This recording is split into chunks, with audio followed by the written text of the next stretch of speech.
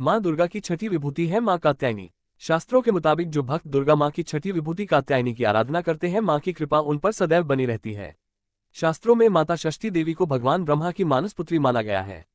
इन्हें ही माँ कात्यायनी भी कहा गया है, जिनकी पूजा नवरात्रि में षष्ठी तिथि के दिन होती है। षष्ठी देवी माँ को ही पूर्वी उत्तर प्रदेश, बिहार और झारखंड में स्थानीय भाषा में छठ मैया कहते हैं। छठी माता की पूजा का उल्लेख ब्रह्मवैवर्त पुराण में भी मिलता है। उत्तर प्रदेश के मथुरा के निकट वृंदावन के भूतेश्वर स्थान पर माता के गुच्छ और चूड़ामणि गिरे थे। इसकी शक्ति है उमा और भैरव को भूतेश कहते हैं। यहीं पर आद्या कात्यायनी मंदिर शक्तिपीठ भी है, जहाँ के बारे में कहा जाता है कि यहाँ पर माता के केश गिरे थे। वृंदावन स्थित श्री कात्यायनी पीठ ज्ञात 51 पीठों में से एक अत्यंत प्राचीन सिद्धपीठ है। विजयादशमी का पर्व माता कात्यायनी दुर्गा द्वारा महिषासुर का वध करने के कारण मनाया जाता है, जो कि श्रीराम के काल के पूर्व से ही प्रचलन में रहा है। इस दिन अस्त्र शस्त्र और वाहन की पूजा की जाती है। ऋषि कात्यायन की पुत्री ही कात्यायनी थी। यह नवदुर्गा में से एक देवी कात्यायनी है। कात्यायन ऋषि को विश्वामित्र वंशीय कहा गया है। स्कंद पुराण के नागर खंड में कात्यायन को याज्ञवल्क्य का पुत्र बतलाया गया है। उन्होंने श्रौतसूत्र, गृहसूत्र आदि की रचना की थी। कहते हैं कि सिद्ध संत श्री श्यामाचरण लाहिड़ी जी महाराज के शिष्य योगी 1008 श्रीयुत स्वामी केशवानंद ब्रह्मचारी महाराज ने अपनी कठोर साधना द्वारा भगवती के प्रत्यक्ष आदेशानुसार इस लुप्त स्थान पर स्थिति इस श्री कात्यायनी शक्तिपीठ, जो राधाबाग वृंदावन नामक पावनतम पवित्र स्थान पर स्थित है, का पुनर्निर्माण कराया था।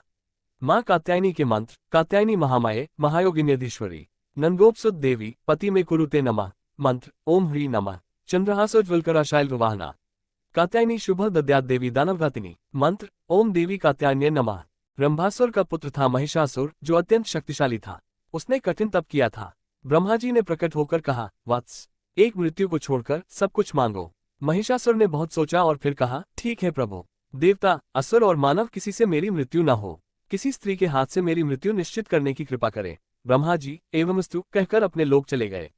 वर प्राप्त करने के बाद उसने तीनों लोकों पर अपना अधिकार जमाकर त्रिलोकाधिपति बन गया।